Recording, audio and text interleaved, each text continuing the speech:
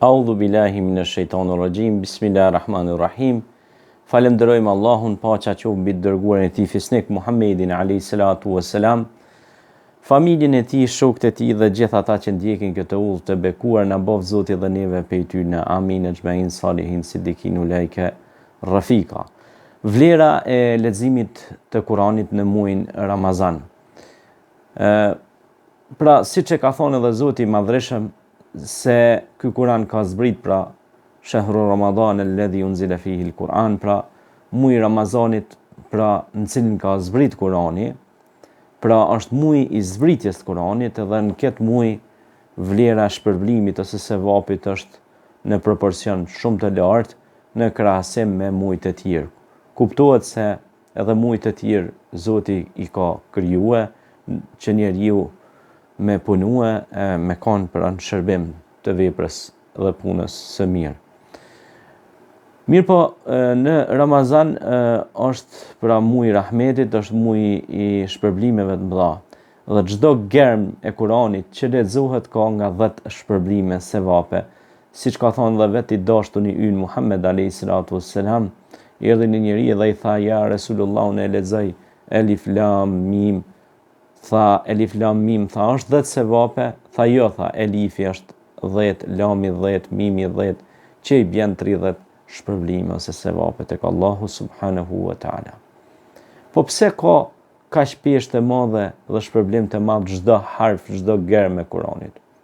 Po ajo duhet mu kuptue dhe me kone qartë të çdo moment, të çdo besimtar, për shkak se kjo është fjala e Zotit, nuk është një fjalë e njerëzve, fjalë e thjeshtë.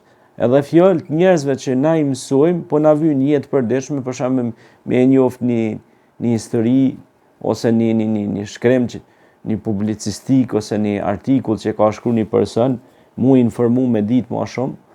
Mirë po, ky shkrim është fjala e Allahut, kjo është Kitabullah, Ikra kitabek, po i thot Allahu xhalla shanuhu çdo krijesë, lexo librin që ta kam dhënë, që është Kurani, që është tibyanun li kulli shay, që është zgjidhje për gjithçka. Pastaj është Furkan, dalluesi së vërtetës nga e kota. Pra shumë njerëz e humbin jetën e vet duke u marrë me gjonat e kota, e Kurani ka ardhur si Furkan për me tregu që ti dush mu largu një jetë, në këtë jetë nga gjonat e kota, nëse don me tuflihu, nëse don me shpëtu në këtë botë dhe me gjetë rahatije në botën tjetër. Pra me pas rahatlekin në këtë botë dhe në botën tjetër. Prandaj ne në 5 vaktet namaz lutemi, është një lutje nga Kurani famlar që buron, pra që është lutje shumë e bukur. Allahumma rabbana atina fid dunya hasanatan wa fil akhirati hasanatan wa qina adhabin nar. O Zot, na jep të mira në këtë botë dhe në botën tjetër, una nga zjarri.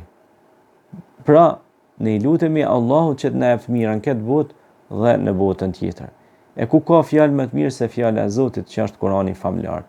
Ku ne bëjmë hatme, që është lexim komplet i Kuranit, ndalemi analizojmë çdo fjali ose çdo rresht, çdo strofë, pra ndalemi e shikojmë, pra dhe analizojmë dhe studiojmë mes rreshtave. Çka ka dashur me thonë Zoti në Kur'an?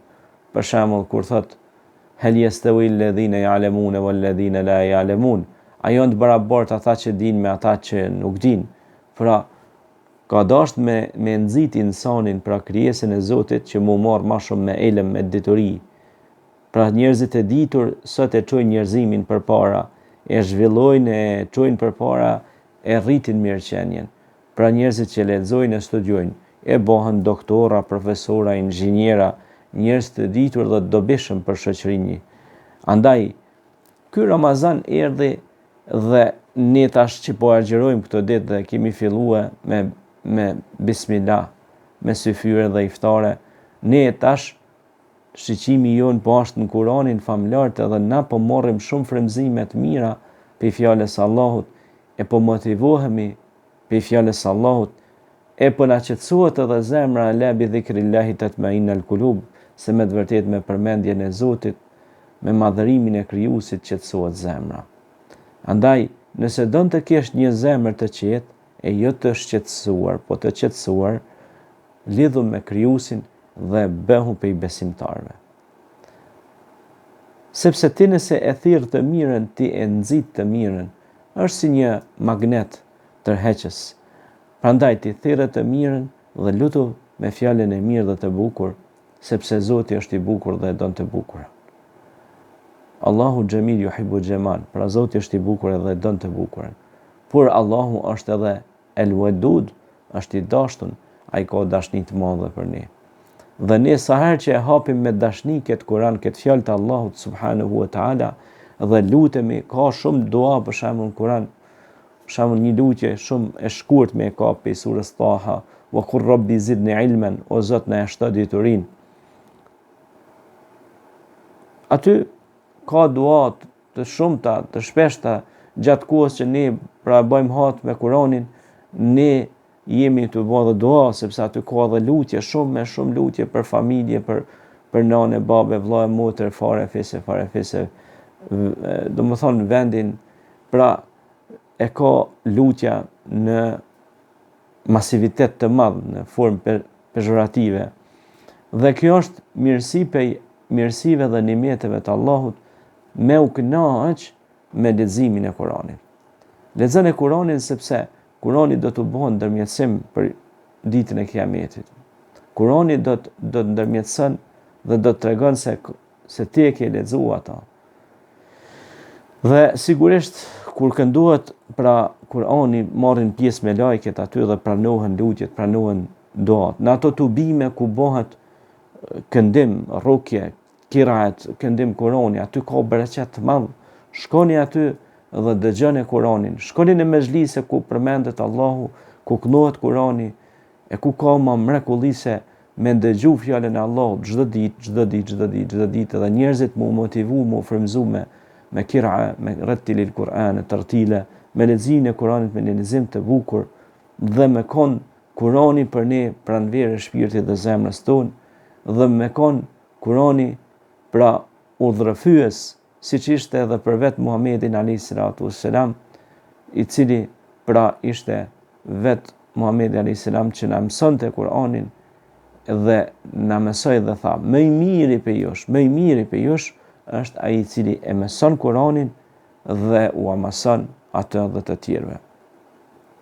Pra më i miri për jush është ai që e mëson Kur'anin, edhe u mëson atë dhe të tjerëve. Pra nuk bëhet koprac, po ja mëson edhe të tjerëve.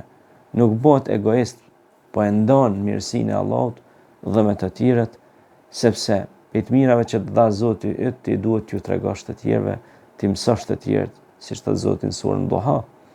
Prandaj, ne si besimtar jemi të obliguar pra që të përhapim të mirën, dhe është obligim i besimtarit që t'i ndihmoj besimtarit.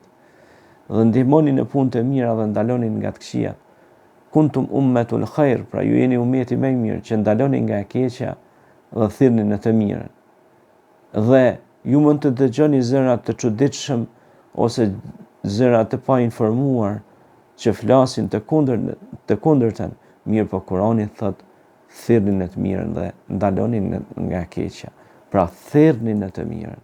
Pra ne e kemi obligim me thirr veç për mirë dhe me bë veç mirë.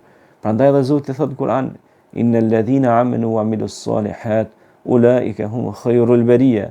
Kush qenë kanë krijesat më të dashtuna tek Allahu? Ata që ka bojnë punë të mira. E puna e mirë nuk mundet me kanë e keqe, sepse nuk e ka emrin punë e keqe, po e ka emrin punë e mirë. E punë e mirë është dashnia ndaj nënës, ndaj babës, ndaj dheut, ndaj shkollës, ndaj mësuesit, ndaj librit, ndaj librarive, ndaj arsimit, shkencës, inovacionit, sepse krejt Kuranin nëse e marrim edhe e lexojmë fund e krye, flet qysh me kon falënderues, flet me fjalën ikra që do të thotë lexo, flet qysh me u bë i ditur, i mençur, qysh me u bë i dobishëm për të tjerët, dhe përfundon me surën Nas që e ka objekt studimi njeriun, humanizmin pra, human, njeriun. Prandaj ky njeri është objekt studimi që ky njeri me pas rahatlëk edhe mirësi e mirëqenie në këtë botë dhe në botën tjetër po ashtu. Nuk mundet kur me kanë e kundërta, për shkak se ti duhet ta lexosh burimin e jo të të ndëgjosh pra zëra të tretë ose të katërt të pa informuar. Lexo Kur'anin dhe do të gjesh oqeanin e dashurisë, do të gjesh historinë e pejgamberëve të provuar dhe të sakrifikuar që të përhapin të mirën dhe të vërtetën mesin tonë, me këshilla të dobishme, me mësime që ata i merrnin nga Krijuesi i gjithësisë. Allahu ju shpërbleft me mirësitë e tij të pafundme. Shihemi në takimin tonë të radhës. Ju lënë mëshirën e Krijuesit. Selamun alejkum wa rahmetullahi taala wa barakatuh.